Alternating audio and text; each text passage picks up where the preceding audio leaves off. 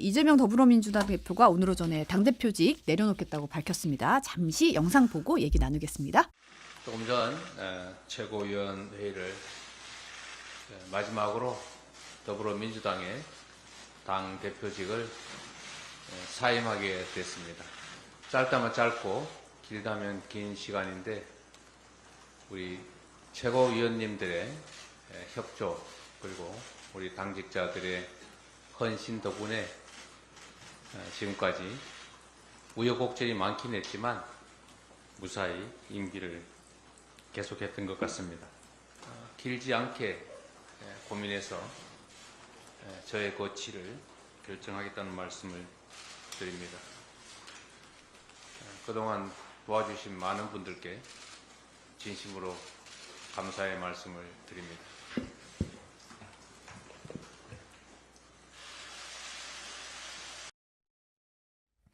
당대표직 연임에 도전할지 여부를 기자들이 물어봤어요. 이 얘기가 안 나왔거든요. 사실 사퇴 얘기만 하고. 그러니까 아무래도 출마를 하지 않기로 정해졌다면 사퇴하진 않았을 것이다 라고 얘기를 했어요. 그러니까 이제 뭐 조만간 연임 얘기를 하겠는데 이제 이 자리에서는 이제 사퇴만 얘기를 한 건데 왜 이제 연임 수순이라고 봐야겠죠? 아니 뭐 자연스러운 수순이죠. 만약에 연임을 안 하겠다, 그러니까 전당대회 출마 안 하겠다 그러면은 임기를 마치면 되고 그 전당대회를 잘 관리하면 될 일인데 이재명 대표가 지금 먼저 나서서 사퇴를 표하는 것은 연임을 하겠다라는 이제 그런 발표가 조만간에 있을 걸로 보여지는 게 좀 상식적일 것 같고요. 저는 이재명 대표를 정말 위해서 제가 말씀을 드리는 건데 지금도 이재명 대표의 말씀을 보자면은 거취를 고민해보겠다 이러고 있지 않습니까? 그럼 저는 제가 진솔되게 말씀드리자면은 대권의 꿈이 있으면 전 당대표를 안 하는 게 맞다라고 봅니다. 왜냐하면 당권도 이미 장악을 했고요. 그리고 그 많은 분들 공천해가지고 이미 국회에 그 많은 분들이 들어가면 국회 야권의 권력도 이재명 대표가 사실상은 갖고 있다라고 봐야 돼요. 그렇다면 이재명 대표의 꿈이 차기 당대표가 꿈이 아니라 차기 대권이 꿈이겠지 않겠습니까? 그렇다면 당과 국회를 더 뛰어넘는 더 많은 사람들의 지지를 받기 위한 개인의 노력, 뭐 성찰, 뭐 이런 것들이 저는 더 필요한 순간 아닌가. 근데 여기서 이제 제가 이야기한 이런 부분 빼버리고 또 연임을 해가지고 당무에 간섭하고 또 이제 당원도 바꾸지 않았습니까? 나중에 가서 또 대권 가게 되면 요 비판이 또 나올 거거든요. 그러니까 이런 식으로 하는 것은 뭔가 대권으로 가는 확장 전략이라기보다는 뭔가 더 지지자들을 위한 정치를 더 한다라는 비판에 봉착할 수밖에 없고 또다시 민주당의 사당화 논란을 계속 발생시키기 때문에 저는 대권을 가겠다라면은 이번 순서야말로 저는 더 큰 민주당을 만드는 노력을 하는 것이 본인에게나 당에게나 더 좋지 않을까라는 생각이 듭니다. 대권으로 가기 위해서는 확장성을 위해서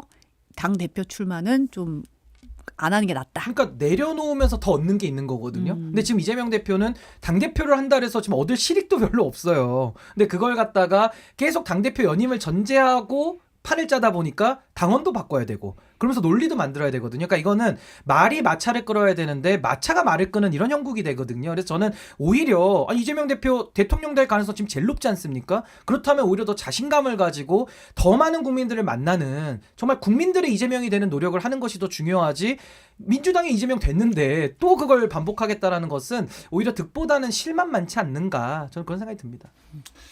그러니까 신인규 변호사님이 말씀하신 게 전통적인 문법이었던 것 같아요. 그러니까 이제는 옳고 그름을 떠나가지고 바뀌었다. 환경이 바뀌었다. 그러니까 가장 이제 정치인이 해서는 안 되는 것 중에 하나가 뭐가 됐든 선거나 뭐 내부 경선이든 지고 해외 나가는 거. 해외 나갔다 와가지고 좋은 결과가 있는 사람이 아무도 없습니다. 그리고 뭐 이를테면 의원직 사퇴하는 거.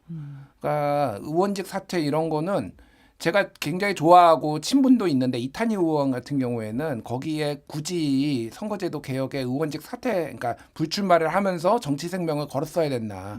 굉장히 좀 안타까워요, 사실은. 예. 그래서 좀 다른 이제 이미 결과가 그렇게 나왔으니 다른 식으로 좀 이제 제기를 잘 하셨으면 좋겠는데 이제는 그런 시대가 아닌 것 같아요. 그러니까 할 수 있을 때 최대한 본인이 최선을 하고 그것들이 이제는 그냥 약간 뉴 노멀처럼 사람들이 익숙해지기 시작한 것 같아요. 한동훈 전 비대위원장도 지금 총선 완전히 본인이 이제 뭐 누가 정말 잘못했느냐는 논란이 있지만은 본인이 말아먹고 결과적으로 또 나오잖아요. 그러니까 그게 4월인데 지금 6월입니다. 네, 그러니까요. 짧은 성찰. 아, 이게 속도감이 어마어마해요. 정치권의 아. 속도감과 문법이 정말 네. 어마어마한 속도로 바뀌고 미디어 있어요. 환경도 변하고 정치 네. 환경도 변하고 이게 다 이제 완전히 다 재편됐다고 보고 그래서 이재명 대표가 얻을 게 없다라고 하지만은 저는 왜 얻을 게 없냐고 반문을 하고 싶은데 왜 그러냐면은 첫 번째는 이재명 대표 본인의 생각은 뭐냐면은 지난번에 당 대표는 거의 이제 수사받는 당 대표였다라면은 이제는 수권 정당으로서의 어떤 준비된 후보로서의 능력을 보여줄 수 있는 당 대표로서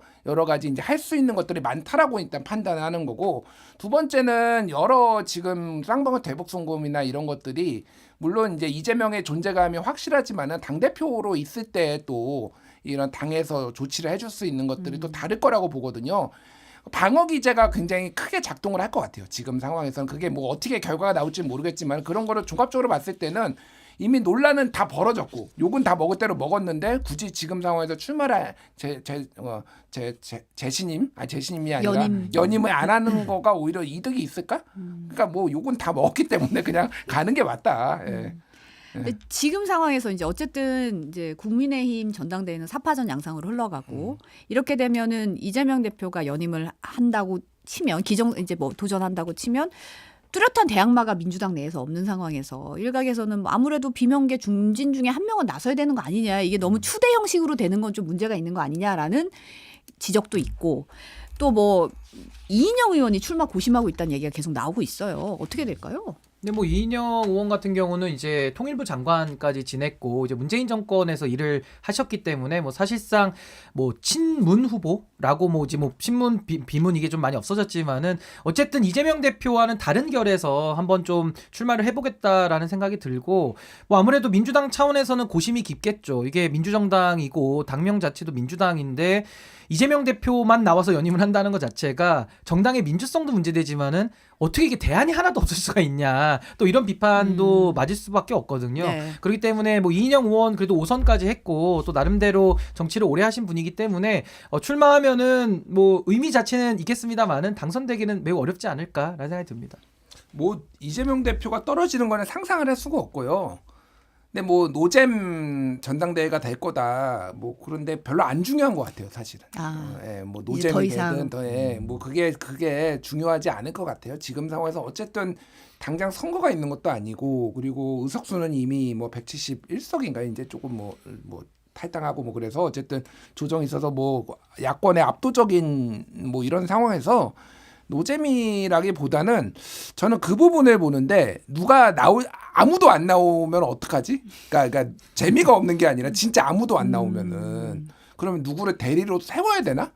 약간 이런 고민이 있을 것 같아요. 민주당 내부에서는. 그러니까 이인영 의원 같은 경우에는 운동권에 이제 뭐 그건 어떤 마지막 남은 지금 상징적 5선이에요? 6선 제가 헷갈린다. 5선이죠. 5선. 네. 그러니까 이제는 운동권 중에서 그렇게 하신 분이 이제 이인영 의원 하나 남았거든요. 그러니까 현역 의원으로서는 그러니까 이인영 의원이 나와서 유의미한 뭐를 가져갈 수 있을까 저는 좀 개인적으로 그래요. 예, 좀 의미가 없을 것 같아요. 솔직히 얘기하면 별로 의미는 없고 오히려 완전 젊은 분이 한번 나왔으면 좋겠다. 흥행을 위해서든 민주당을 위해서든 조금 다른 완전 친명이 아닌 분들 중에서 예를 들면 신인규 변호사 같은 분이 입당을 해가지고 갑자기 이재명 대항마로 전당대회 출마하면 어떨까 이런 망상, 삼육평론가의 망상까지 좀 해봅니다. 아니 근데 저는 이재명 대표의 정치력은 저는 굉장히 높게 평가하거든요.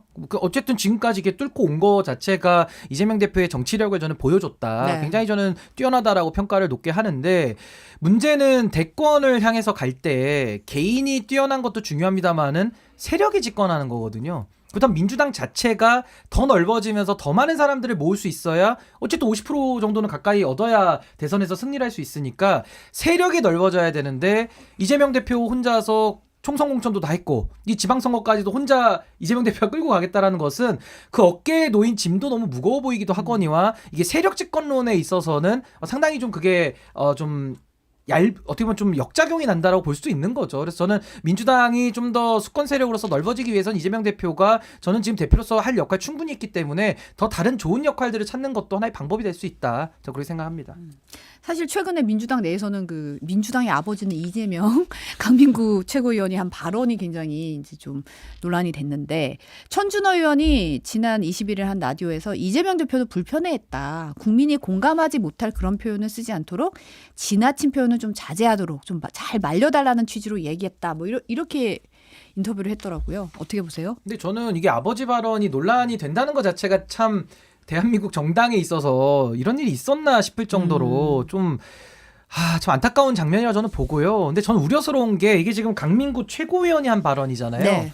그러니까 뭐 임명이 돼서 너무 기뻐서 저런 말을 했는지 그건 알 수는 없습니다만은 상당히 도 넘은 발언을 했고 전 이런 것들이 앞으로 이재명 대표 체제가 더 공고화되면서 더 경쟁이 되지 않을까 우려스러운 거예요. 그러니까 아버지 발언 자체도 뭐 거의 다 비판하죠. 근데 이런 것들이 비판으로서 시정되는 게 아니라 앞으로 이재명 대표 체제가 더 공고화되면서 이제 아버지보다 더한 발언이 나오면 어떡하나.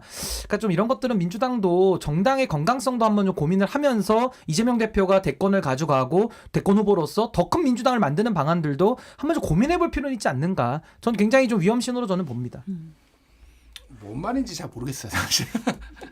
아니 아버지를 그러니까 뭐 비판적인데, 그러니까 이게 그냥 지지층한테 호소하려고 한 것 같아요. 근데 그러니까 저는 뭐 천준호 의원이 얘기한 게 정확하다고 봅니다. 이게 다른 사람들한테는 어떻게 비춰질지 좀 생각을 해봐야 될 것 같아요. 그러니까 이재명 대표는 가만히 앉아 있다가 약간 두드러 맞은 느낌일 거예요. 그러니까 의문의 일패. 내가 뭐라고 시킨 것도 아닌데 왜 이런 상황이 벌어지지? 요건 이재명이 먹잖아요, 사실은. 그렇죠. 네. 그러니까 이거는 좀 과하다. 좀 판단을 좀 하셔야 될 것 같습니다. 네.